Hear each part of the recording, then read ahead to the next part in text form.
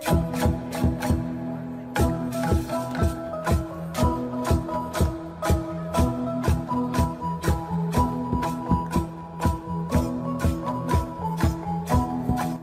free olam ko chichang yang mai dai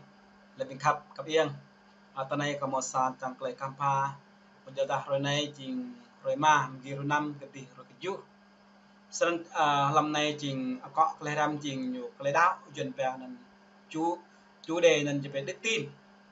san te bo khlam khebere de prosa lan san chi sanai như lẽ nên và đức tin là sự biết chắc vững vàng của những điều mình đang trông mong, là bằng cớ của những điều mình đang xem thấy. Sẵn tại là như một lòng ta đức tin là thứ hai, những sự trông mong. Thứ ba là phần thứ ba là phần thứ ba là sự trông mong. Phần thứ hai mình sẽ là sự vững vàng, đức tin vững vàng và trông mong. Nên từng đợt để nào cầu là đêm á bà làm phải bộ cầu. Sẵn đức tin cái này có chỉ đức tin là lời đạo làm lời cho như là thế chúng ta muốn đặt đức tin của chúng ta ở cương vị nào hay là ở đâu vậy? Ở đây như một là sẽ xì là đức tin như doa sẽ một lau pa. Thứ nhất ở vật chất, bởi vì chúng ta đang thiếu về vật chất. Thứ hai ở một ai đó, bởi vì chúng ta mong muốn một ai đó để giúp đỡ chúng ta. Và thứ ba như về ở nước ngoài, nói chung mà như về trong nước nói riêng, ở nước ngoài bởi vì chúng ta mong muốn đi ra nước ngoài để làm ăn, để phát đạt hơn, phát triển hơn. Thứ tư để đặt niềm tin ở Đức Chúa Trời. Sau đó có trả lời này là thứ nhất về vật chất. Tớ đã đặt niềm tin ở vật chất thì nhiều mô vật chất. Tớ đã đặt niềm tin hay là đức tin nó nhiều một ai đó để giúp đỡ y, như sẽ có một ai đó sẽ giúp đỡ y. Cho nên đặt lâu chẳng đặt đức tin hay là niềm tin về về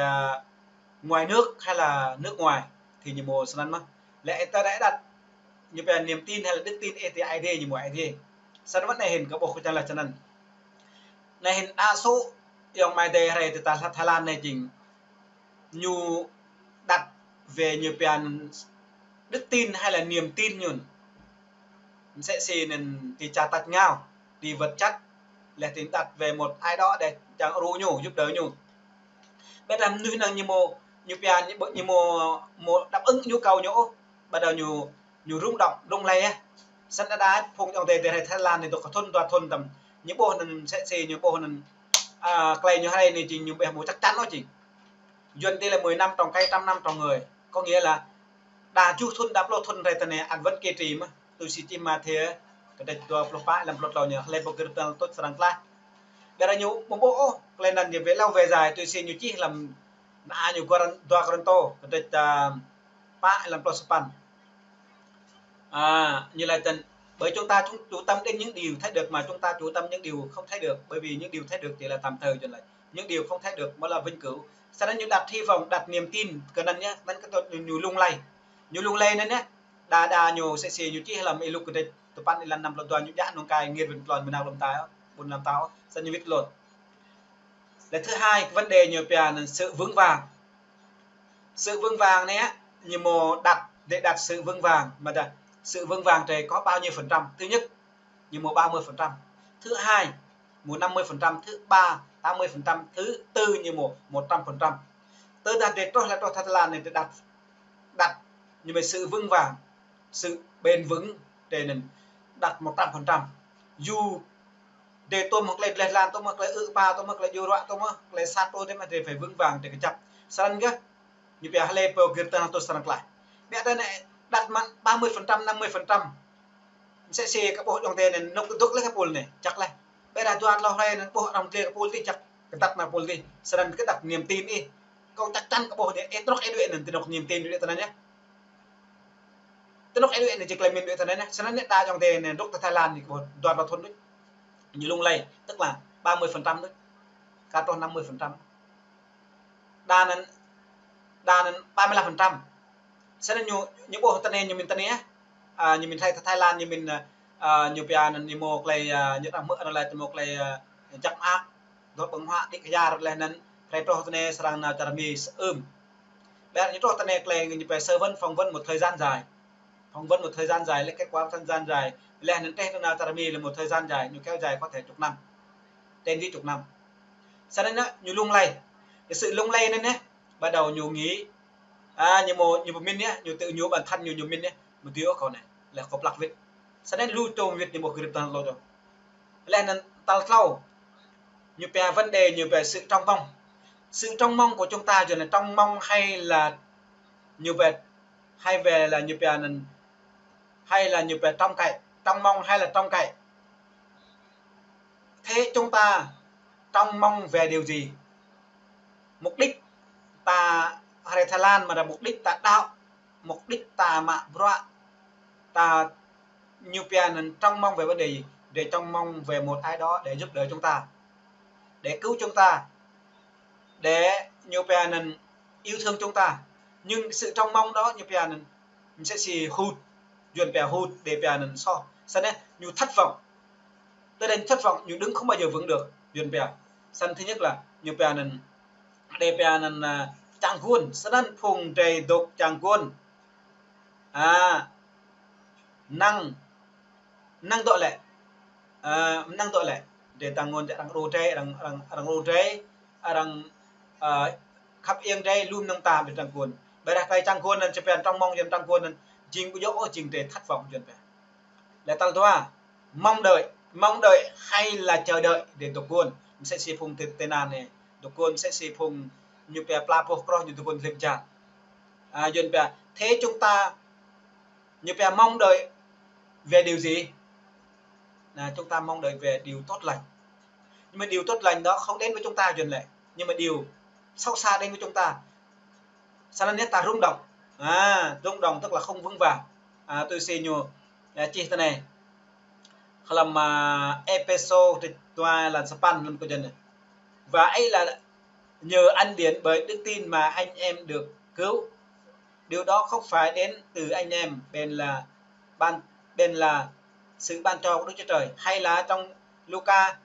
đoạn 9 câu số 2 Giêsu lát cờ tì nhủ Halepo cha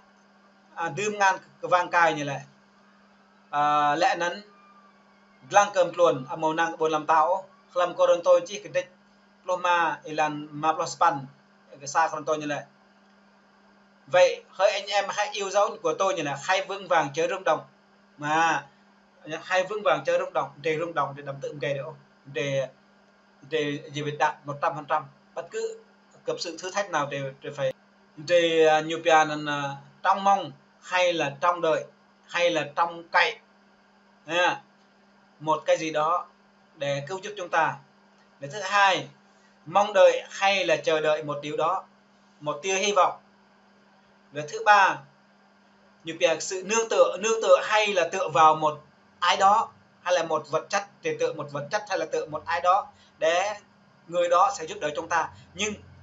như việc những điều đó không đến với chúng ta, có thể chúng ta thất vọng. Bởi vì như một sự thử thách dựa trong giờ cờ như này, khơi như anh em hay coi sự thử thách trăm bé thoát đến cho anh em coi đó là sự vui mừng trọn vẹn. Ở phong dòng đầy từ ta như là klei lung lang to ti bre ijap lên dịch leh mak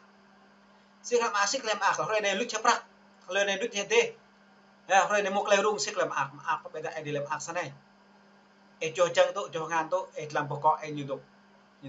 đục chắc một klei sát ó dần bè của đi thay người muốn bây giờ đi rung rằng để bình tĩnh để đối mặt sẵn cơ để được vượt qua. Nhưng mà để không đối mặt, để không bình tĩnh, để không nhìn nhục, nhìn từ hiền lành thông tin mềm mại trong Galati đoạn 5 câu 22 như này. Nên là để chắc chắn để sẽ bỏ cuộc.